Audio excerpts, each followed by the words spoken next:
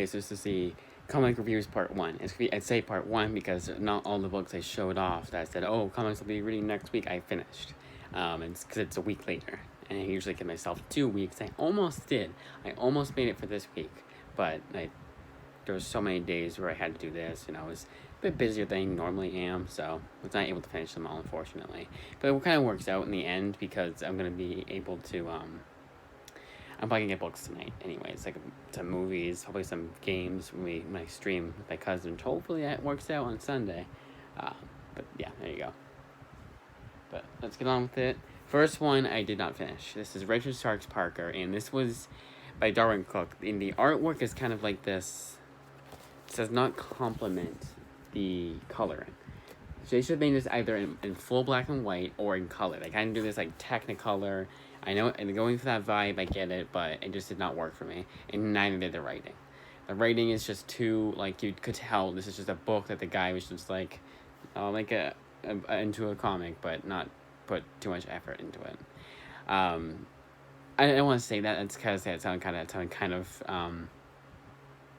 not cruel, but like, but too much. Like, it did sound like it was a bit too cruel, but I did not like it. It was not for me. It was just kind of like, it's like reading a book that it's in comic form, and nothing was really added to it to make it stand out from it being a comic book adaptation of a novel, other than the fact that it had artwork. And even then, the artwork I didn't like because it was that, again, it was just like this paper that they used. And honestly, I think it was black and white too. I think in color it would have been a lot better. And again, black and white, so I complained. However, I feel the exact opposite for Scurry. This was a fantastic book, and a fantastic book for all ages. And it's what makes it so good is that it's better than a lot of kids' books are. You can tell when a book, and I'm talking kids' comics too, you can tell when a comic book is targeted towards kids. Obviously, Dogman isn't going, I'm not going to read that, as a 23-year-old and having the only, I should go on 23. Still 22, but 22 going on 23 kid, I'm not gonna read Dogman, other than the fact, oh well, I read Captain Underpants when I was a kid, and not even that. But this, like, anybody can read. It's one of those books that it's suitable for all ages, 10 and up, because that's the age rating is. Actually, was it 8 and up? I think it was 8 and up. 8+, middle grade. So what's the 8? Yeah, 8+. I'm thinking like middle school, like that's 8th grade. But no, it's pretty good. It's like a little bit like more intense than you would think a kid's book would be. And that's what I like about it. It was able to go the extra mile. It was able to challenge kids rather than just talk down to them like a lot of kids' comics do. I'm reading another book that's for kids called Oddly Normal, and that I do like, don't get me wrong, but I feel like a lot of times it's extremely obvious that it's made for kids, and they kind of do that thing that, like, because it's for kids, they do this, and I don't think they need to do that. But this, like, transcends all of the thing of my of all the kids' books I've read recently. This transcends all those. This is a highly recommend, my pick of the week, honestly, probably. At least for kids' books, I didn't get so many of them anyways, so I don't like count that. Exorcisters Volume 2. Like with Volume 1, this is a nice little surprise for something that I wasn't expecting to be this good. I was expecting it to be, because it's by Ian Boothby, who wrote the best issues of Simpsons comics, but it was Simpsons comics, so I was expecting just kind of like a standard, like, oh, haha, so funny, kind of tongue-in-cheek kind of thing, and this is a lot better than that, than I was expecting. And I was expecting like that, kind of like that, if anything, it was like that, what they call it, like that wacky, like, it's like Ryan North does this a lot, and I've heard Kyle Stark does this too, but like that kind of like that, oh, it's a silly concept, haha, isn't it funny, that kind of thing. But it wasn't. It actually had a story. It's kind of in the middle of it being too, not taking it seriously enough and taking it too seriously. It's a nice middle ground where it does have a story to tell, but it tells it in a comedic way. It's not too serious, but again, not too silly too. Like, it's not MCU basically, or modern MCU. No, I say MCU in general. Wayward Volume 2. I read this before, and there's a damn good reason why I decided to reread this. It's that good. And a lot of things I forgot, but I am so glad I decided to reread this, and I will be getting volume 3. Not this time I go, but next time, which will be whenever. Um, but my birthday is in 2 days, and I'm getting a lot of comics, so I will not be able to. I won't be able to go to the library right away. The Madman Comics library. It started out very rough. It started out being like 2 Looney Tunes, outlandish, kind of weird, kind of slapstick humor kind of thing. But as it went along, it actually had a story, and it was very interesting, very investing. And by the end of this book, I completely changed my mind. Like I went from I was gonna say not recommend to recommend, and so all these are obviously recommend. But I like to do that thing at the end, say recommend, not recommend, super recommend, huge recommend, or whatever. But yes, this is a recommend. But I will not be. I'm not too like. I'm not. It didn't make me into a huge Madman fan. I'm not gonna get the books myself. My library had like maybe 1 or 2 other books. I'm probably not gonna get those. So it was kind of like it was just at least better than I was expecting. It was easier to get through it than it was at the start. That cannot be said for Invisible Kingdom. Got a little tiny bit better as it went along, but I still did not care about anything in this comic. I did not care about the characters, the plot, the setting, the story, the world building. Nothing in this book that I give a single care for. This is honestly anti-sci-fi. When people think of, oh yeah, it's a sci-fi movie, I just because it's gonna be boring, and this is exactly what they're talking about. When people don't like sci-fi, people that don't like sci-fi probably read things similar to this, and now they'll be turned off from sci-fi forever.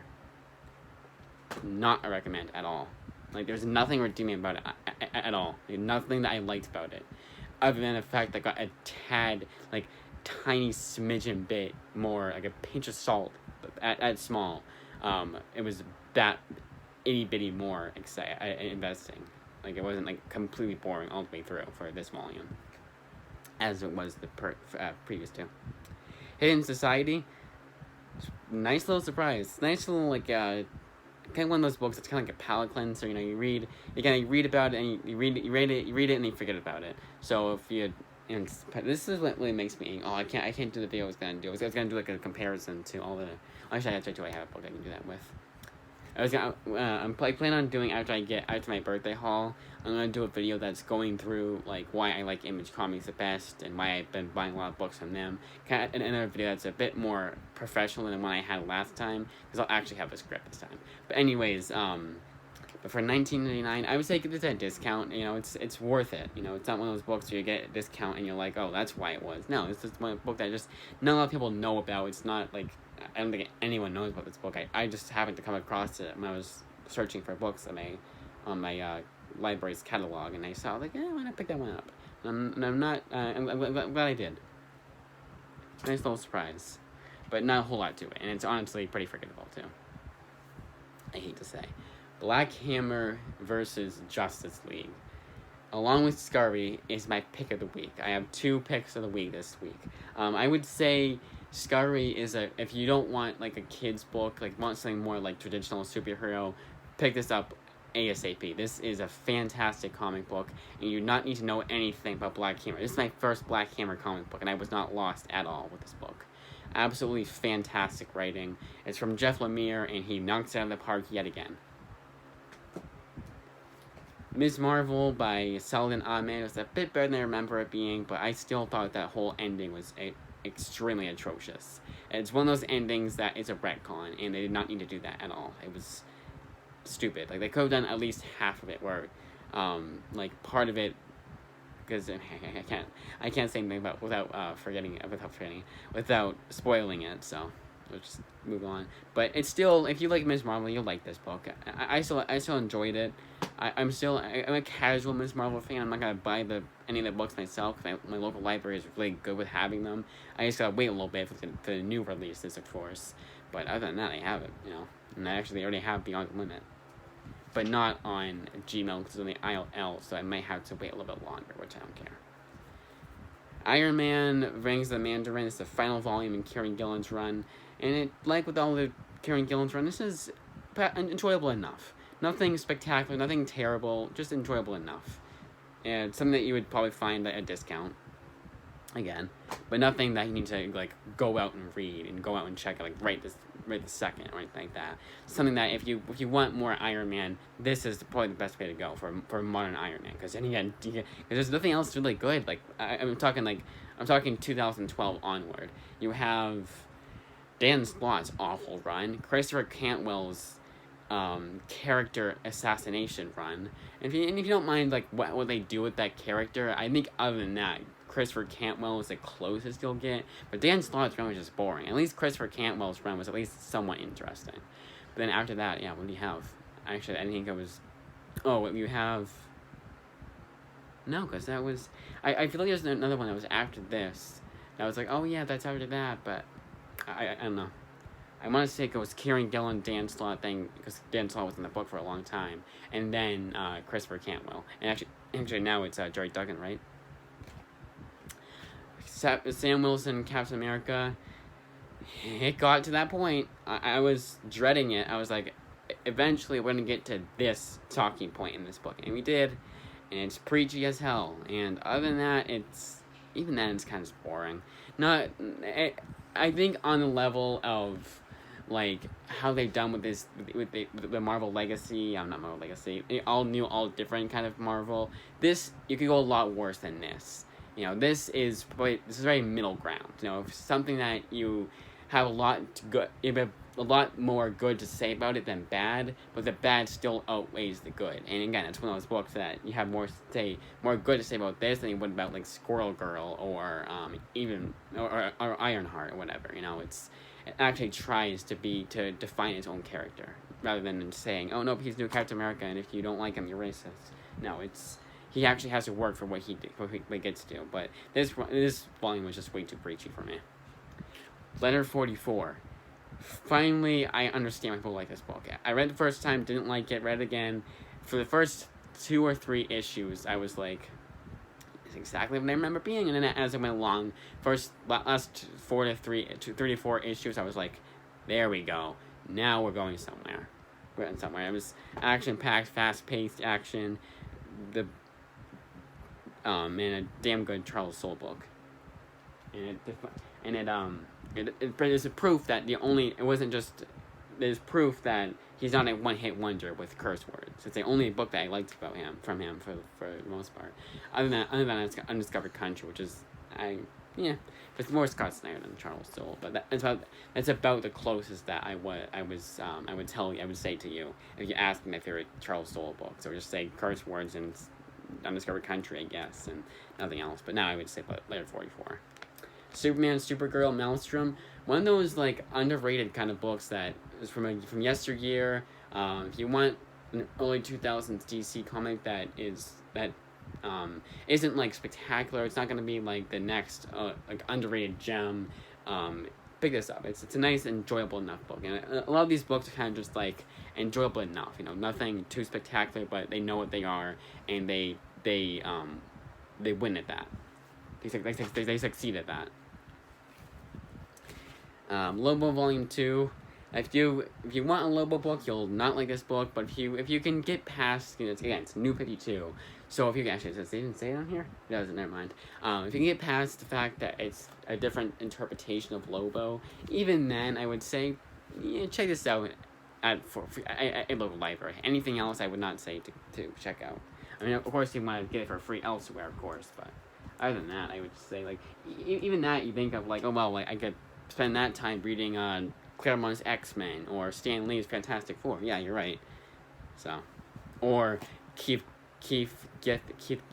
Giffen's Lobo. Justice League Scott Snyder was Scott Snyder, a modern Scott Snyder book, and it's by its definition. I would say it's too much, honestly. So something like Undiscovered Country seems to take its time, but this does not. It's throwing everything, literally everything at the wall and seeing what sticks, and nothing sticks. At least Undiscovered Country, the first time I read it, at least that I could say, well, there was this idea I liked, there was that idea I liked. Nothing in here I liked. Not recommend at all. Batman Secret Files. This is an anthology type book, and I liked a few of the stories, but nothing stood out whatsoever. But it was the ones written by James Tynion and Ed Brisson were good. Everything else just stunk. And even those were just okay. You know, it was just kind of like, well, I just got past this. I just got through this book, and I absolutely despised it. It was absolutely boring. And this one is at least interesting. So it's kind of like basing it off of that. I liked it, but judging it by itself, I can't recommend that. No. I'm stuttering. You guys get the point. Batman Arkham Unhinged, a nice little surprise, and if you want a Batman book that's set in the universe of the Arkham City games, well, there you go. Then finally, The Man Who Fell to Earth. I didn't watch the movie. I felt no need to watch the movie. I actually forgot about this book completely. Instantly forgettable. It's Ian Waters. It was pretty, for what it was pretty interesting, but ironically enough, this is another Titan comic book that it kind of proves to, like, I have no Titans comics, and this kind of defined why. Now, I'm sure there's some Titans comics that are good, but I have yet to read them. I'm talking to publisher, not Teen Titans, because Teen Titans has plenty of books that are amazing. I'm talking to publisher. And it's kind of like the Valiant comics for me. Kind of like where I hear a book says from Titan Comics, I'm like, oh, okay. Pass. My library has, I'll check it out, but pass. That's it. 60 minutes, nice. I was like, how many books here? I'm gonna count first. 1, 2, 3, 4, 5, 6, 7, 8, 9, 10, 11, 12, 13, 14, 15, 16, 17, 18. Wow, so it's still almost 25. That's it.